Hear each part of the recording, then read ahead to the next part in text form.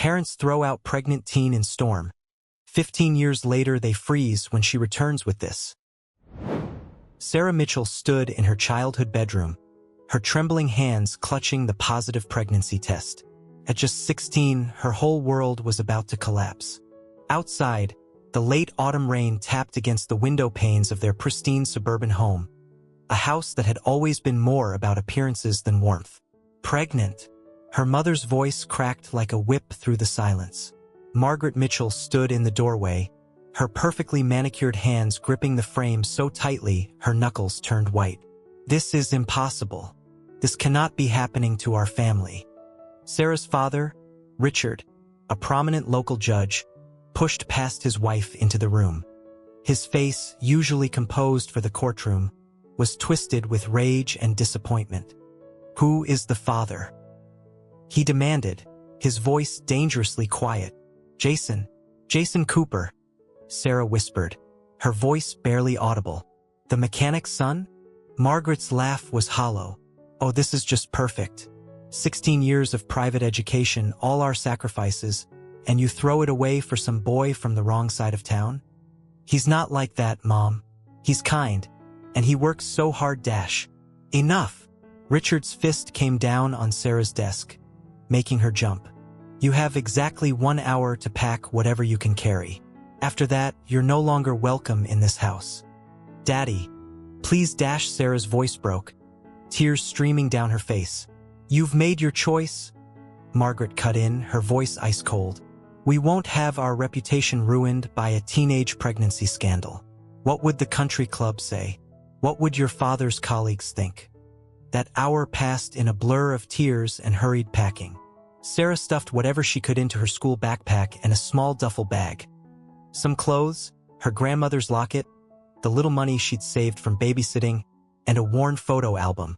As she walked down the curved staircase for the last time, she caught a glimpse of herself in the hallway mirror. Her long brown hair was messy from crying, her green eyes red-rimmed. She looked so young, so scared.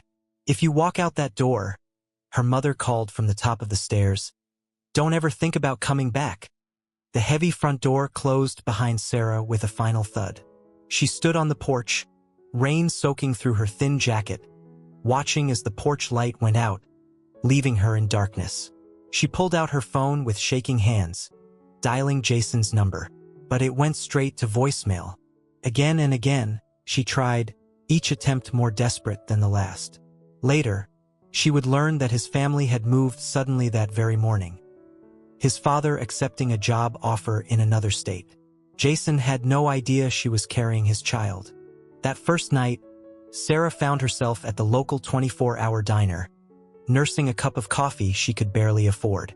Betty, the night shift waitress with kind eyes and gray-streaked hair, kept watching the soaked teenager with growing concern. "Honey," Betty finally said, sliding into the booth across from Sarah. "I get off in an hour. My sister runs a women's shelter downtown. How about we get you somewhere warm and dry?" Sarah just nodded, too exhausted and frightened to refuse help. The shelter became her temporary home, but Sarah refused to be another statistic. During the day, she worked 2 jobs, mornings at a local bakery and afternoons filing papers at a small law firm. At night, she studied for her GED, determined not to let her education slip away. "You've got fire in you, girl," Ms. Rosa, the shelter's director, often said. "Don't you ever let anyone put it out." When her daughter Emma was born on a warm spring morning, Sarah held her tiny hand and made a promise. "We're gonna make it, baby girl. Somehow we're gonna prove them all wrong." The next few years were a blur of endless work and sleepless nights. Sarah moved from the shelter to a tiny studio apartment, took online college courses between shifts, and never missed a day of work. Emma grew into a bright, curious child with her mother's green eyes and determination. Through a stroke of luck, or perhaps destiny, Sarah's filing job at the law firm led to an opportunity. One of the partners, Catherine Zhang, noticed how Sarah stayed late to study law books in the break room. "Why are you so interested in contract law?" Catherine asked one evening, finding Sarah poring over a thick volume. "I want to understand everything," Sarah replied, not lifting her eyes from the page. Knowledge is something no one can take away from you. Catherine became Sarah's mentor, helping her secure scholarships for law school. With Emma in tow, Sarah moved to attend classes, working part-time at the university's legal aid clinic. They lived in a small apartment, survived on ramen noodles and dreams, but they were together. Years passed. Sarah graduated with honors, passed the bar exam, and slowly built a reputation as a fierce advocate for family law and children's rights. Emma grew into a thoughtful teenager who inherited her mother's resilience and determination. Then came the news that would bring Sarah's past rushing back. "Mom," Emma said one morning, holding up her tablet. "Isn't this Grandpa?" The screen showed a news article about Judge Richard Mitchell's retirement and the massive charity gala being thrown in his honor. Sarah stared at the photo of her parents, barely aged despite the decade that had passed, still perfectly poised for the camera. "Yes," Sarah whispered, touching the screen. "That's them." Emma, now 15, squeezed her mother's hand. Maybe it's time they met their granddaughter? Sarah looked at her daughter, this wonderful, strong girl who had never known her grandparents, and made a decision. 10 years had passed. She wasn't that scared 16-year-old anymore. She was Sarah Mitchell, JD, partner at Zhang & Associates, and it was time to go home. The Mitchell family's annual charity gala had always been Cedar Brook's most prestigious social event. This year, celebrating Judge Richard Mitchell's retirement, the guest list read like a who's who of local society. The grand ballroom of the Cedar Brook Country Club sparkled with crystal chandeliers and carefully curated decorations. Sarah stood outside in her tailored navy suit, her legal credentials and invitation in hand. Next to her, Emma wore a simple but elegant blue dress, her long brown hair swept into a graceful updo. They looked more like sisters than mother and daughter. "Ready?" Sarah asked, her voice steady despite her racing heart. Emma squeezed her mother's hand. "They're the ones who should be nervous, Mom." Inside, the party was in full swing. Margaret Mitchell fluttered between guests, her silver hair perfectly coiffed, her designer dress impeccable. Richard stood near the podium, accepting congratulations with practiced judicial dignity. "Name?" the event coordinator asked, checking her list. "Sarah Mitchell," she replied clearly, her voice carrying across the entrance hall. "And guest." The coordinator's eyes widened with recognition. Whispers rippled through the nearby crowds like wind through autumn leaves. Margaret Mitchell froze mid-conversation, her champagne glass suspended halfway to her lips. Sarah walked forward, her heels clicking against the marble floor. The crowd parted unconsciously, creating a path to where her parents stood.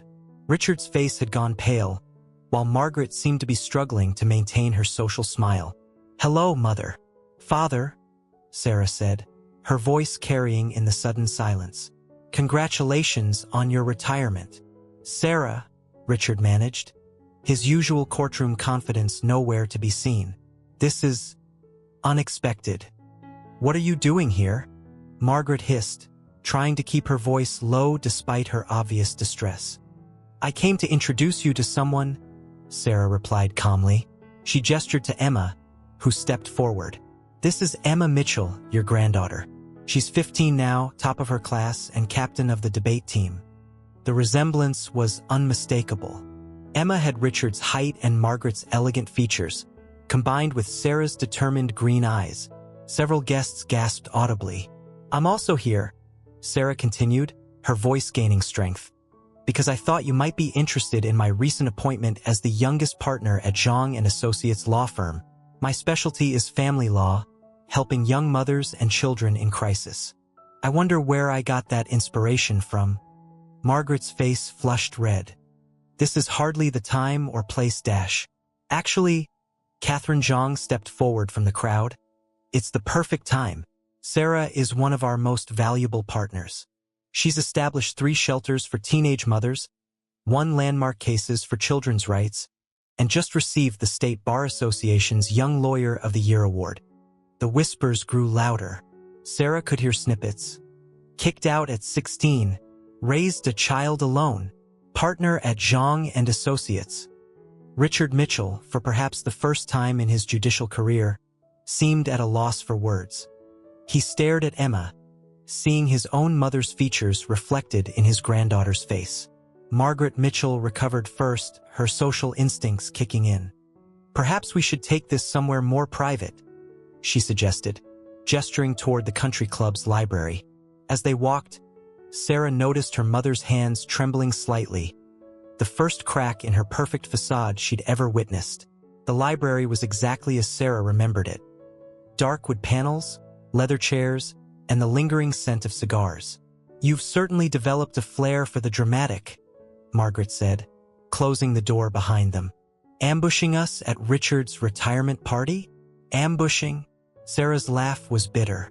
"Like you ambushed me that rainy night? A 16-year-old girl with nowhere to go?" Richard sank into one of the leather chairs, suddenly looking every bit his age. "We did what we thought was best at the time." "Best for whom, Dad? For your reputation? For the family name?" Emma, who had been quietly observing, stepped forward. "I've always wondered something," she said, her voice steady and clear. "Did you ever try to find us? Did you ever worry about what happened to your daughter and grandchild?" Margaret's carefully applied makeup couldn't hide her flinch. We had people keep track. Discreetly." "You knew." Sarah's voice cracked. "You knew where we were all this time?" "We knew you were alive," Richard admitted. "That you were in school. When you passed the bar exam, it was in the legal journals." "And you still didn't reach out?"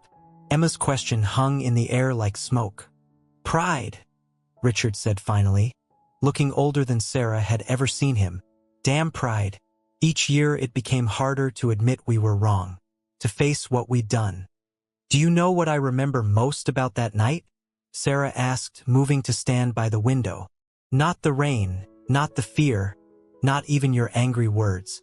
I remember sitting in that diner, thinking about how I would never treat my child the way you treated me." She turned to face them, "And I kept that promise. Emma has never known a day without love, without support, without knowing she is valued for exactly who she is." Margaret's perfect posture crumbled slightly. "Sarah, I'm not here for apologies," Sarah interrupted. "I'm here because Emma deserves to know her family history, good and bad, and because I wanted you to see exactly what you threw away that night." She pulled out a folder from her briefcase. "These are the documents for the Sarah Mitchell Foundation. We provide legal support, housing, and education for teenage mothers. The annual budget is now over $2 million. I'm here to invite you to be part of it, to help other girls who find themselves where I was 10 years ago." Richard stood slowly, taking the folder with trembling hands. "You've built all this?" "I had help. People who saw a scared teenager and chose compassion over judgment. People who understood that mistakes don't define you, how you handle them does." The silence in the library was broken by a soft knock. Catherine Zhang poked her head in, her expression concerned. "Sarah, the press is starting to arrive for the retirement announcements. They're asking questions about the young lawyer who caused such a stir." Margaret's social radar immediately went into overdrive. "The press? This could be disastrous for For your reputation?" Sarah finished. "That's still your first thought, isn't it, Mom?" But Richard raised his hand, silencing his wife. For the first time that evening, he really looked at his daughter. Not the teenage girl he'd banished, but the accomplished woman before him. His eyes moved to Emma, studying his granddaughter's face with growing wonder. "No," he said firmly. "No more hiding. No more shame." He turned to Margaret. "We've been wrong for 10 years. I won't be wrong another day." Margaret sank into a chair, her perfectly maintained composure finally cracking. "But what will people say?" "They'll say," Emma spoke up, her voice clear and strong, "that Judge Mitchell's daughter overcame every obstacle to become one of the state's most respected family lawyers. They'll say she turned personal tragedy into triumph by helping others. They'll say she's someone to be proud of." Tears began rolling down Margaret's cheeks, smudging her expensive mascara. "We missed everything," she whispered. "Your graduation, Emma's birth, all the milestones. Yes, you did, Sarah acknowledged. But Emma's story isn't over. She's applying to colleges next year. She wants to study social work and law, like her mother. Richard cleared his throat, visibly struggling with emotion. Would you both consider having dinner with us? Perhaps this Sunday. There's so much to learn about each other. Before Sarah could respond, Emma stepped forward. From her purse, she pulled out a small photo album. I brought this, she said, holding it out to her grandparents. Mom kept pictures of everything. My first steps, school plays, debate competitions. I thought, maybe you'd like to see what you missed.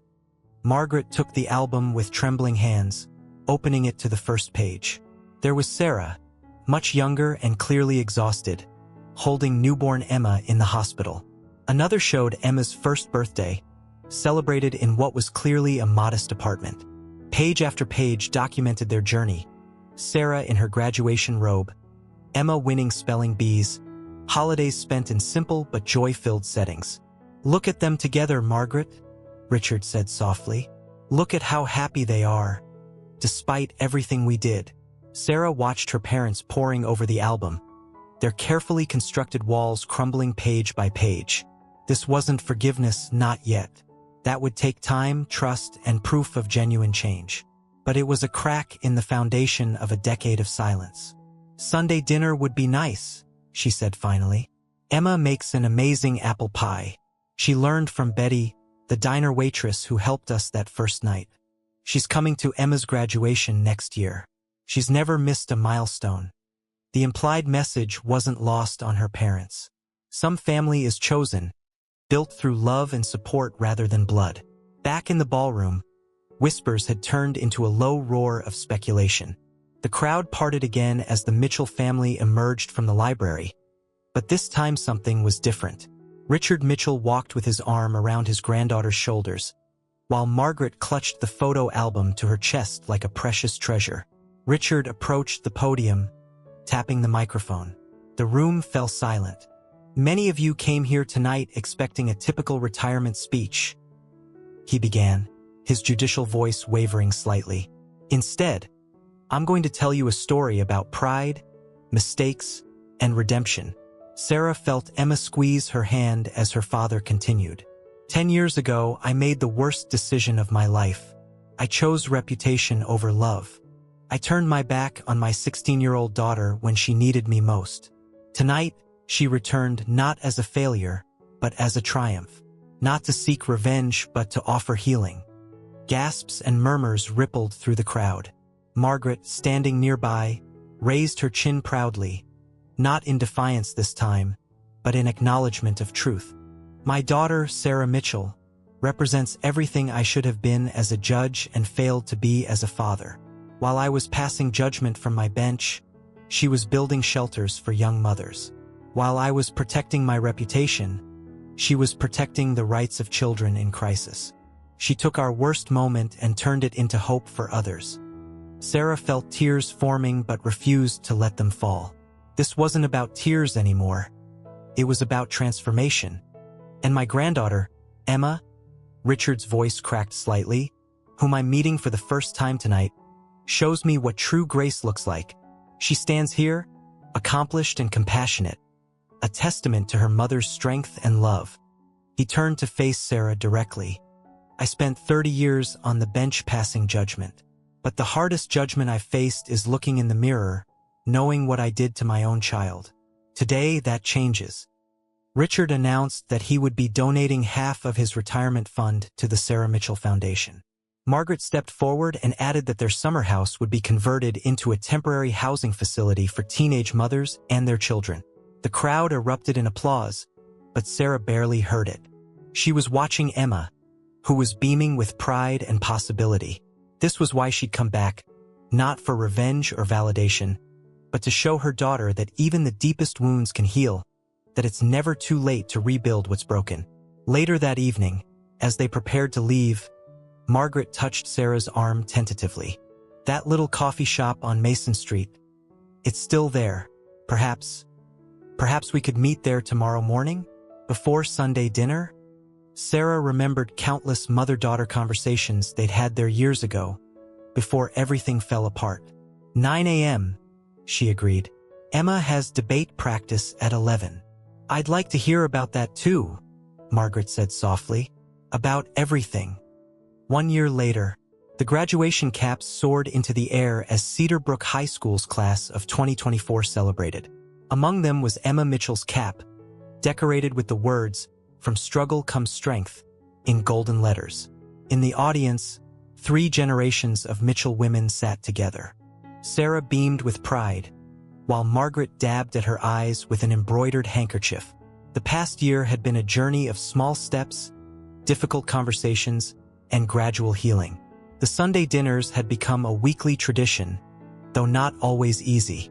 There were moments of tension, old hurts that surfaced unexpectedly, and times when the weight of lost years felt overwhelming. But there were also moments of connection, Margaret teaching Emma her secret chocolate cake recipe, Richard helping with mock debate preparations, old family stories shared over coffee and dessert. The Sarah Mitchell Foundation had flourished with the added support. The converted summer house, now called New Beginnings Home, housed 6 young mothers and their children.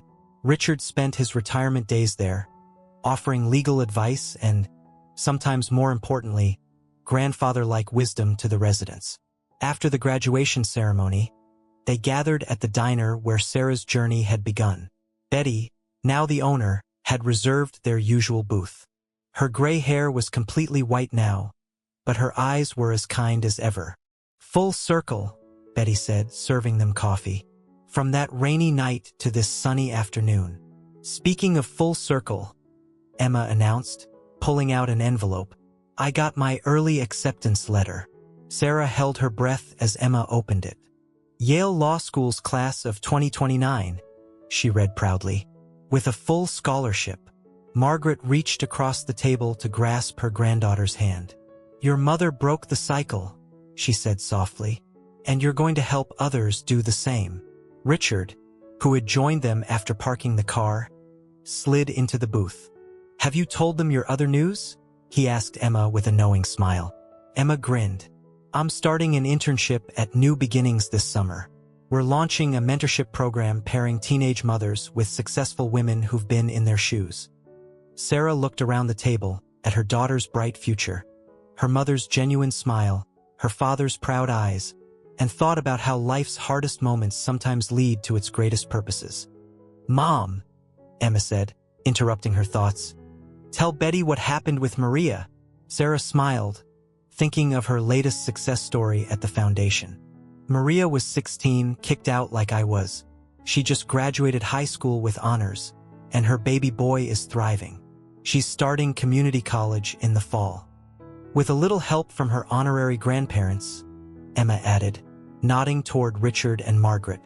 "Betty brought over a special dessert, her famous apple pie, the same kind she'd served Sarah that first night. On the house," she said. "Some things need to be remembered and celebrated." As they shared the pie, Sarah realized that healing doesn't always mean forgetting. Sometimes it means taking the broken pieces and building something new, something stronger. Her family wasn't perfect.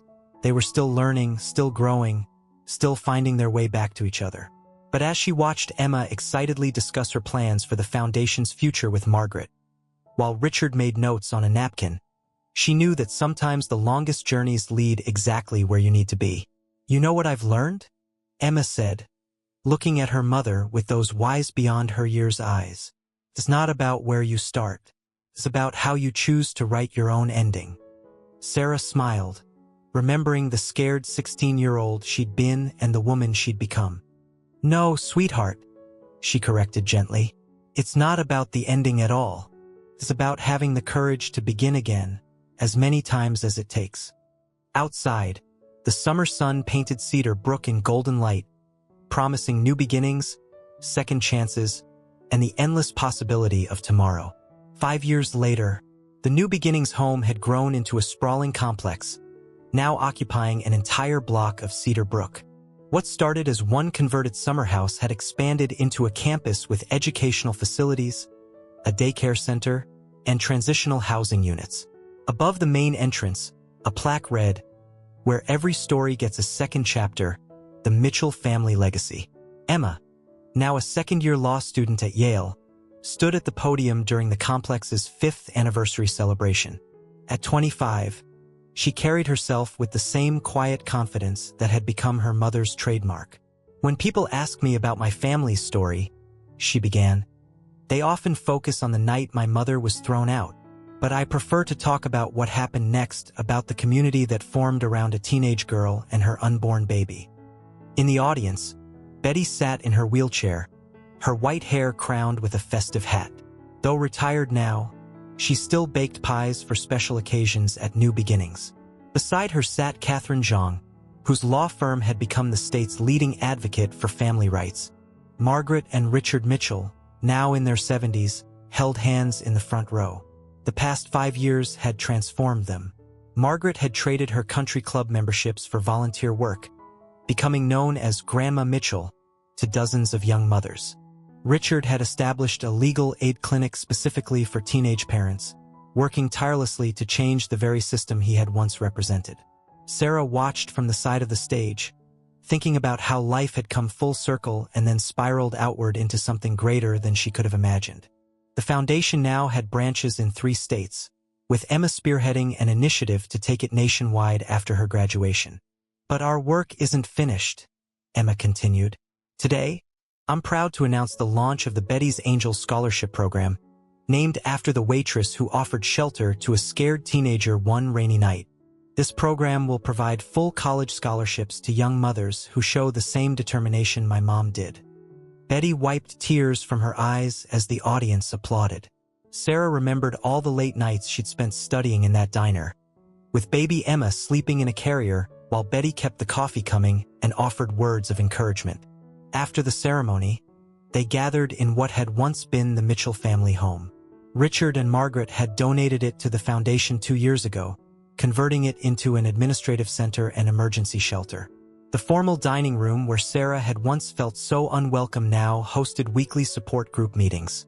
"Remember when you couldn't even imagine stepping foot in this house again?" Emma asked her mother as they stood in Sarah's old bedroom, now a counseling office.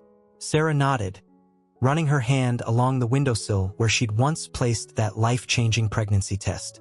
"Now it's a place of healing instead of judgment.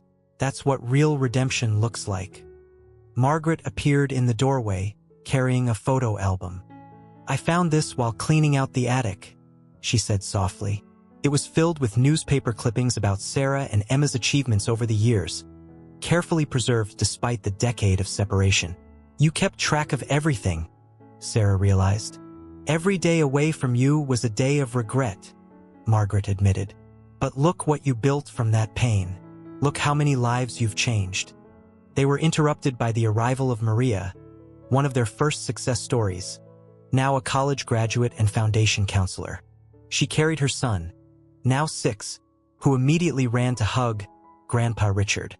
"We just got our 10th client this month," Maria reported, a 16-year-old named Sarah. The symbolism wasn't lost on anyone. Sarah smiled, thinking about this new Sarah, hoping she would find the same strength, support, and eventual triumph.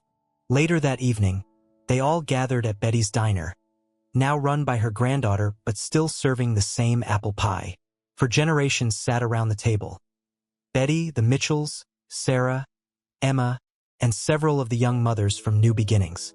As Sarah looked around at this extraordinary family, some bound by blood, others by choice and circumstance, she realized that sometimes life's greatest blessings come disguised as its biggest challenges.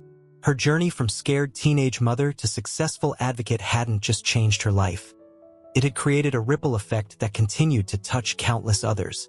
"To new beginnings," Emma proposed, raising her coffee cup, "and to the courage to create them," Sarah added, thinking of all the young mothers out there, waiting for their chance at a fresh start. The diner's bell chimed as new customers entered, and life went on, full of promise and possibility, just as it had that rainy night so many years ago when a scared teenager found hope in a cup of coffee and a stranger's kindness.